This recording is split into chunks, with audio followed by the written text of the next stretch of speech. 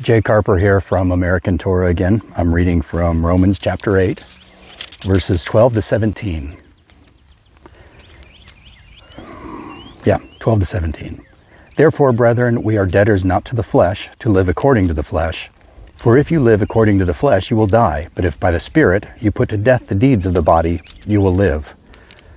For as many as are led by the Spirit of God, these are the sons of God. For you did not receive the spirit of bondage again to fear, but you received the Spirit of adoption, by whom we cry out, Abba, Father. The Spirit himself bears witness with our spirit that we are children of God, and if children, then heirs, heirs of God and joint heirs with Christ, if indeed we suffer with him, that we may also be glorified together. In typical Pauline fashion, Paul is combining several different ideas and kind of bouncing from one idea to another. But there is a pattern here that I think will help you understand.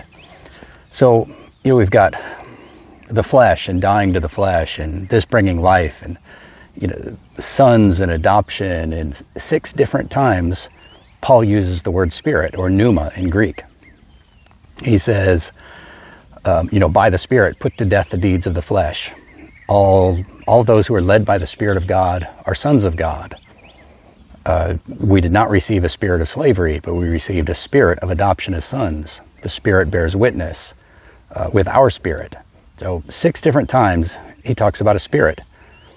And if you remember a few weeks ago, I did a video about different kinds of spirits and different kinds of laws.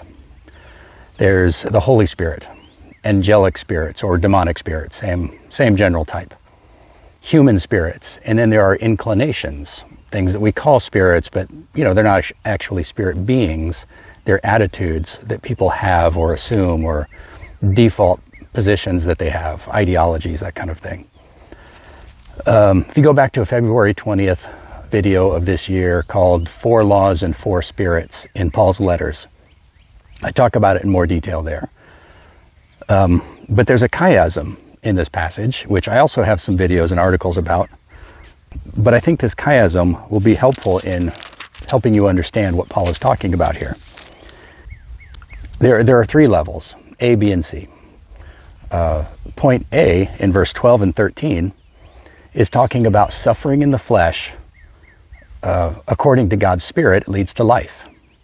And then in verse 17 is the other side of point A, where suffering in the flesh per God's Son, or according to God's Son, leads to life. Or I suppose I should say together with God's Son, but same basic idea. Point B, the first part in verse 14, the Spirit of God reveals the sons of God. And then the second half of part B, down in verse 16, the Spirit of God reveals the sons of God again. The Spirit himself bears witness with our spirit that we are children of God, or sons of God, literally. And then at the center of the chiasm is verse 15, where it contrasts the spirit of slavery with the spirit of adoption as sons. Points A and B are the same. It changes the Spirit of God in the first part and the Son of God in the second part, but the ideas are the same. Putting to death our flesh, not letting it rule our lives, but living according to the dictates of the Spirit and the Son of God, since they say the exact same thing. The Father, Son, and Spirit all say the same thing. So if you are living according to the Spirit, you're also living according to the Father and according to the Son. They speak in unison. So putting to death your flesh and not allowing your flesh to run your life brings life.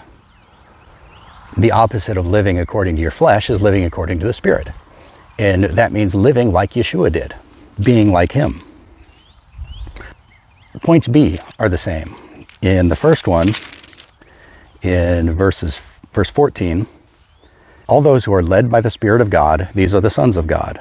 And in the other part, in verse 16, the Spirit bears witness with our spirit that we are children of God. In both cases, it is the Spirit of God that is revealing who are the children of God. This point in the center, these are 2 different types of spirits, and these are not the Spirit of God. Most translations capitalize spirit and spirit of adoption, and I think that's a mistake, because this isn't talking about God's Spirit. It is a side effect of having God's Spirit. The spirit of slavery is an attitude or an inclination to act like a slave. It's if you are allowing your flesh to run your life, you are doing whatever your physical passions drive you to do, your desires. You are a slave to sin. You are a slave to those passions. And you behave as one. And this is what it means to have a spirit of slavery. You behave like a slave. On the other hand, having a spirit of adoption as sons means that you have an inclination to behave as a son of God. God has made you his children.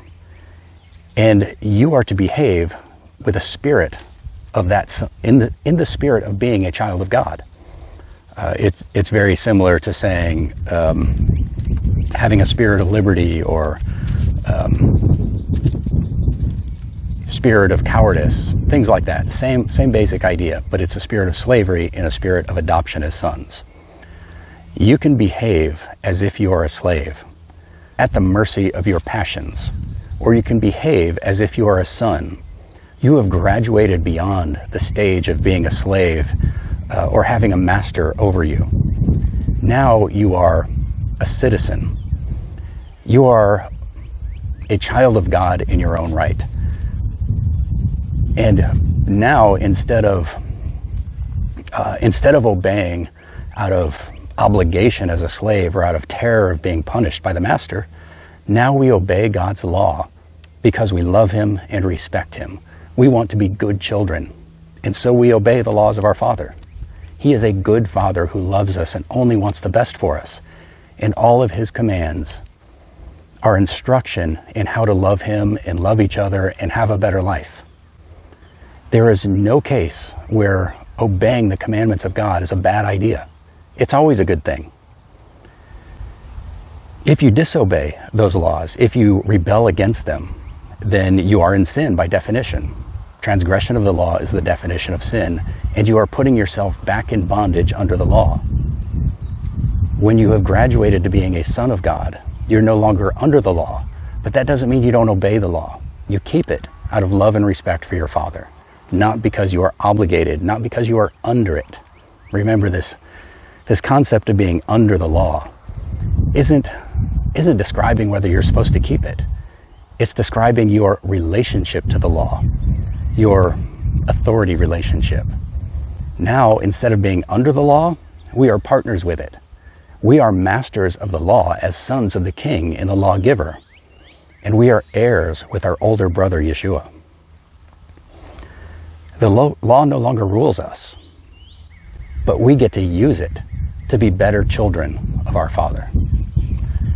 This is Jay Carper from American Torah.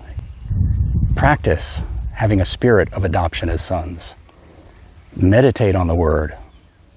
Be more like Yeshua. Invite God's Spirit to reformat your heart, to reformat your mind, so that you think like a son, so that you behave automatically like a son, so that you have the spirit of adoption as sons of God.